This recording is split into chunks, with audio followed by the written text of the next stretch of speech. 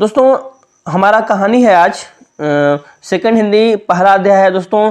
पहाड़ का नाम है दही वाली मगम्मा। ठीक है दोस्तों, तो दही वाली मगम्मा के जो लेखक हैं श्रीनिवास जी हैं। ठीक है, कुछ श्रीनिवास जी के बारे में जानिए। देखिए, श्रीनिवास जी का जन्म जो है कर्नाटक प्रांत के कोलार नामक स्थान में 1891 में हुआ था। ठीक है, और श्रीनिवास जी का पूरा नाम था मास्ती वेंकटेश अयंगार। ठीक है, क्या नाम था दोस्तों? मास्ती वेंकटेश अयंगार। दोस्तों इन्होंने एक बहुत ही अच्छी कहानी लिखी। दही वाली मगम्मा कहानी में मगम्मा नाम की एक औरत है। ठीक है, उसके एक बेटा है और उस बेटा का शादी हो चुका है दोस्तों।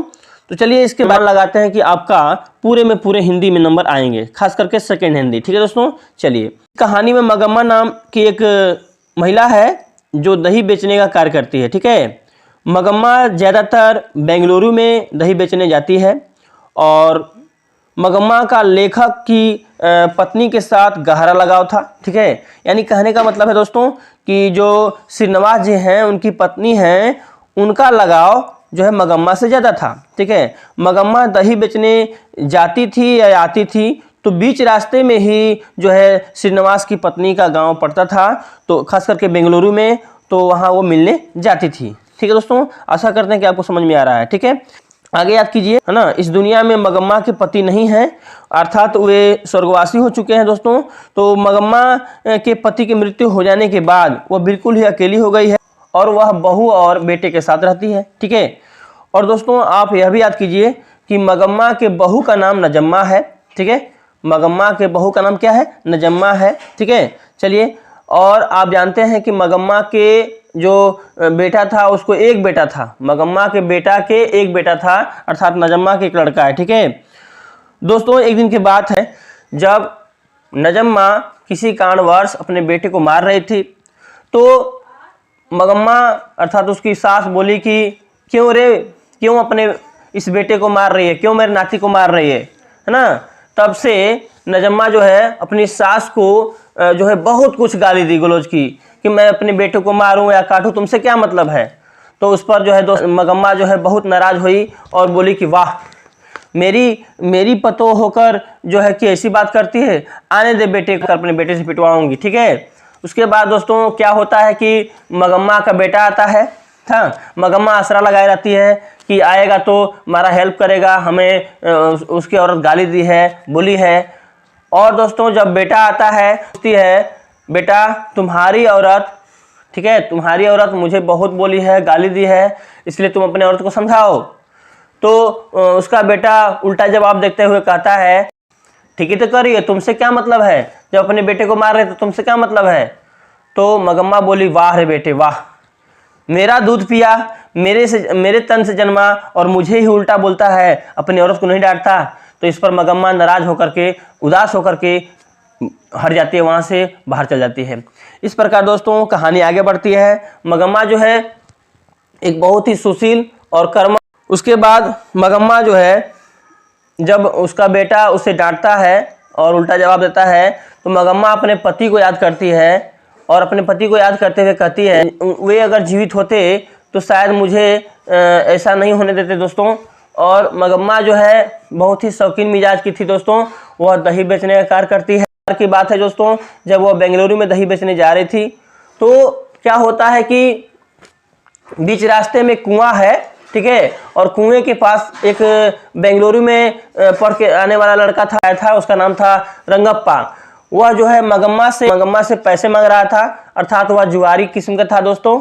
और वह मगम्मा से बार बार जो है रास्ते में जा करके छेड़छाड़ करता था और पैसे मांगने का प्रयास करता था भुलवा पसवा। ठीक है, तो मगम्मा जो है चालाक थी और मगम्मा जो है अपने जो है कपड़ा में या कोई झोली में पैसे को बांधती और उसे बचा बचा कर जो है जाती थी। जो घटना है, इस घटना का हालचाल जो है ज़्यादा मात्रा में श्रीनिवास के पत्नी अर्थात लेखिका को मगम्मा बताती है, क्योंकि लेखिका से और मगम्मा से बहुत गहरी दोस्ती है। दोस्तों की कहानी आपको समझ में आ रही होगी। दोस्तों यदि आप सुन लेते हैं, सिर्फ सुन लेते हैं, तो आपको कहानी पूरी याद हो जाएगी और आराम से जाकर बोल दीजिएगा। ठीक है दोस्तों, चलिए आगे चलते हैं।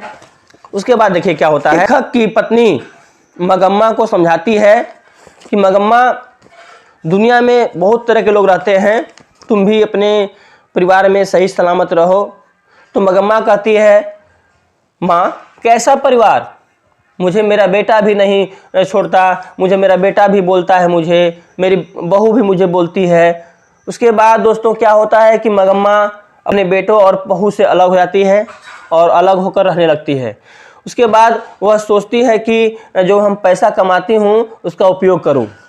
वह मखमल का साड़ी पहनने का पत्नी से कहती है कि माँ तुम मखमल का साड़ी पहनी हो, कितने का है, ठीक है। तो श्रीनिवास की पत्नी बोलती है कि ठीक है मगम्मा, तुम्हारा जो शौक है वो पूरा हो जाएगा।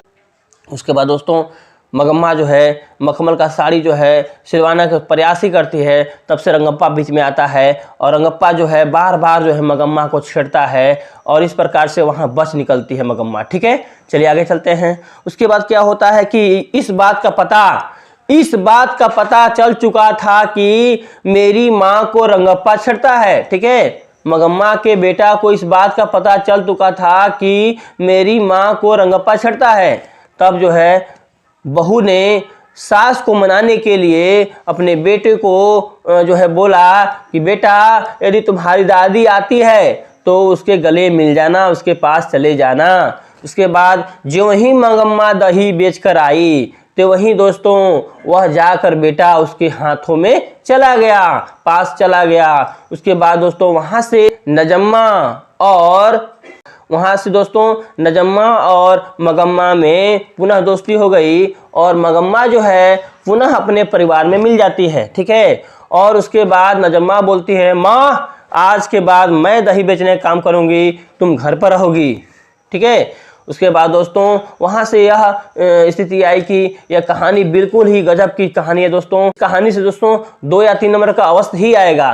प्लीज़ आप लोग सुनते रहें दोस्तों। ये पार्ट 1 है। अभी मैं आपको 5 अध्याय का कहानी बताऊंगा दोस्तों अगले वीडियो में, ठीक है दोस्तों।